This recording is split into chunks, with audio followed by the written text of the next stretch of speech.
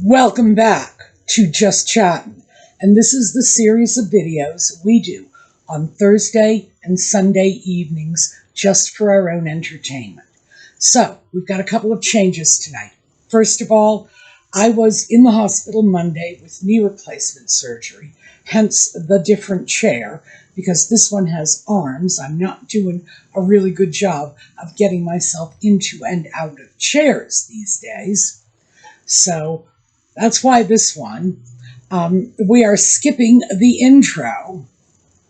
I will give you a little Audie news, but I probably will not go more than 15 minutes on this video.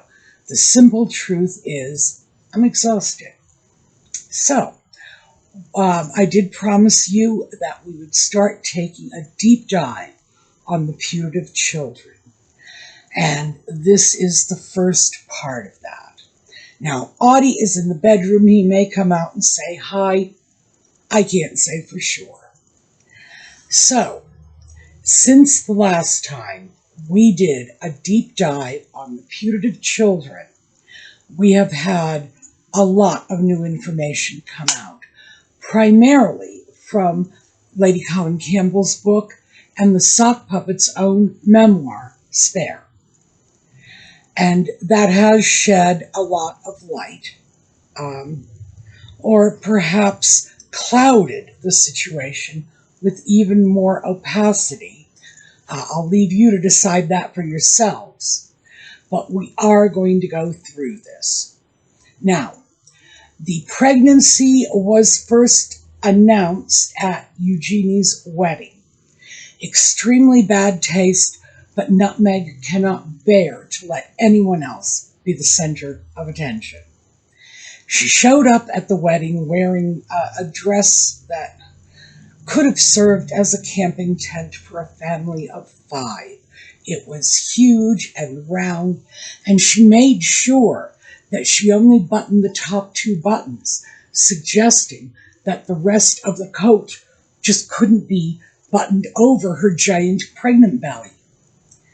This was 2 months into a pregnancy based on when the putative child Archie was born, which was in May, and couple that with how far along Nutmeg would have to have been at the time.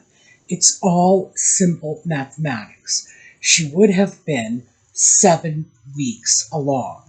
At 7 weeks, a human fetus is the size of a blueberry.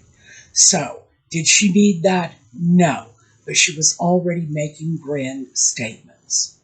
And I have 2 more photographs from October, but there are many more out there. I am just giving you the high points. So, 2 more photographs from October 2018. And in these photographs, it's very clear to see that she is already working this giant pregnancy belly bump to the extent that she can. Again, the fetus would have been no bigger than this. Period.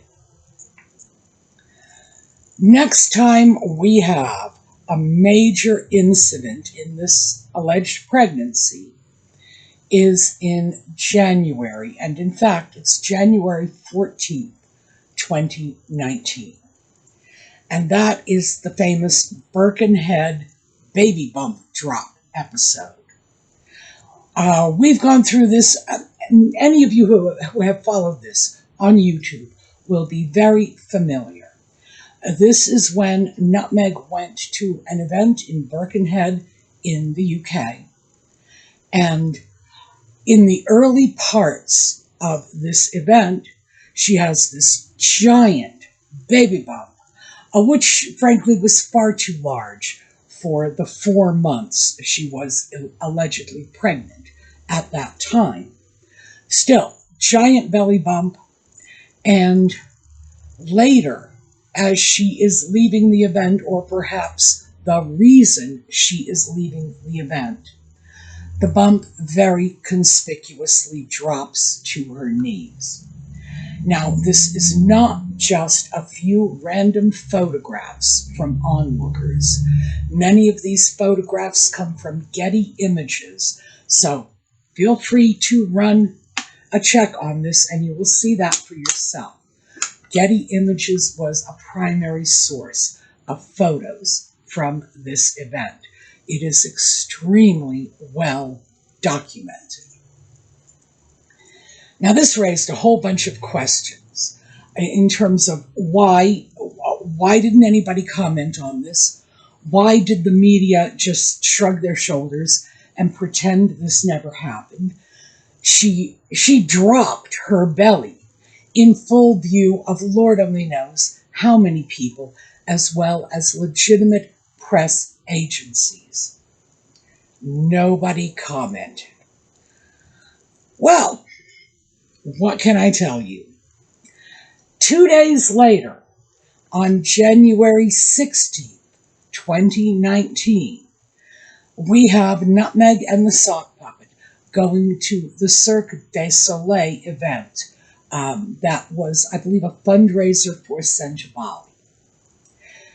It was this event at which Nutmeg claimed she didn't want to be alive anymore, and that she had spoken to H and told him she was thinking about snuffing her own candle, but she just couldn't do that to him because of his mother dying.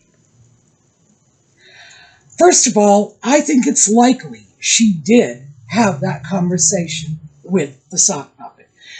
There are many photographs in which he looks rather unhappy from that evening.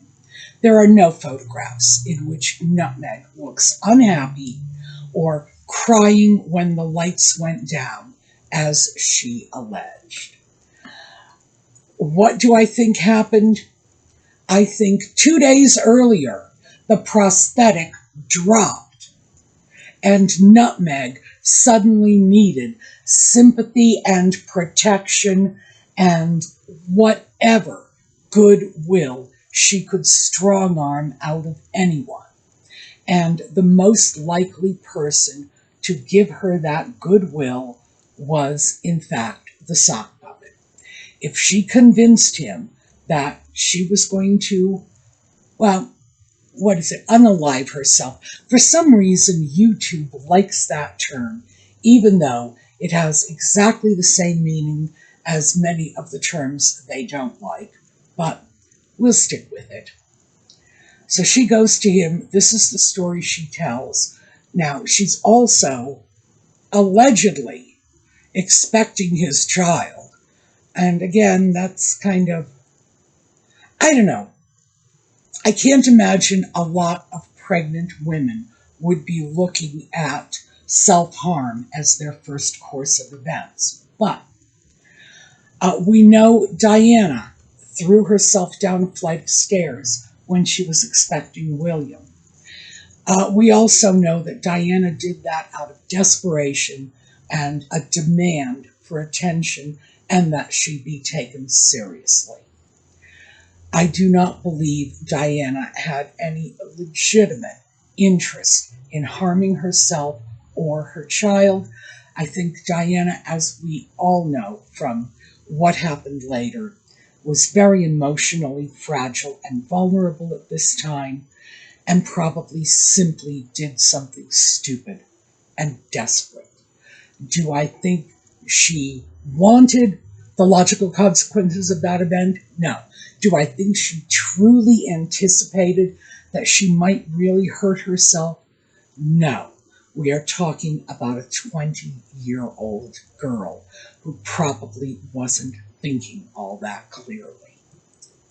So we have yet another reason for Nutmeg to be playing the S card with the sock puppet. You know, his mother apparently did the same thing, and she needed protection after that fiasco. We cannot ignore the proximity of these two events. Belly bump drop on, Wednesday? no, I think it was Tuesday, the belly bump dropped. Thursday there at the Centavali Cirque du Soleil performance. We can't ignore that. Nutmeg later claims that she went to Buckingham Palace Human Resources and said that she wanted help from them. One of our viewers had put in the comments when we were talking about this some time ago, it said, yeah, because that's what I always do when I want to hurt myself. I go to a company I don't work for and try to get services from their human resources department.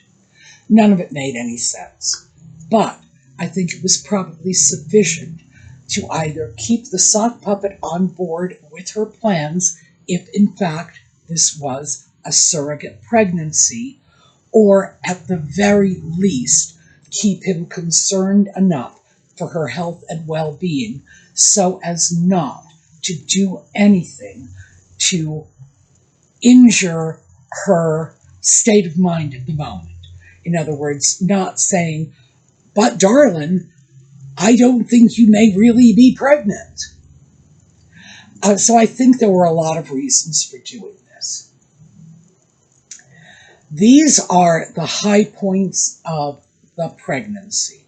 When we get together next time, we are going to talk about what we later learned from the Lady C's book, the Sock Puppet's memoir, and just things we've been able to put together on our own. So before we abandon this topic altogether, and again, sorry this is a short video, honestly, this is all I have in me at the moment.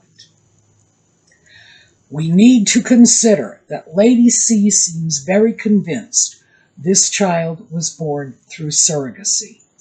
And for those of you who have read her book, and I have, and I've talked to you about it, I think she makes a very good case for this.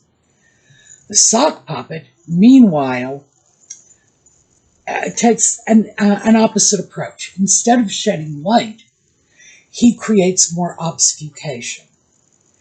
There are no cute little pregnancy stories about Nutmeg craving pickles and ice cream. There are no cute little stories about Nutmeg saying, H, we gotta go home right now because I need to pee something fierce. None of them. Every pregnant couple has those stories. Nothing shows up in the Sock Puppet's memoir. So we can infer what we will from this. What we do know is that from here on out, Nutmeg's working schedule decreases significantly. We also know that going into the game, she was not happy about any of the less prestigious assignments, the less high-profile events she would be going to. She loved the Cirque du Soleil Centavali in the jewels and the designer gowns. But was she crazy about things like Birkenhead, going out among the people? No, not really. And the pregnancy gave her a great excuse not to. So, when we come back, we are going to pick up from here, but spoiler alert. I'm going to repeat this.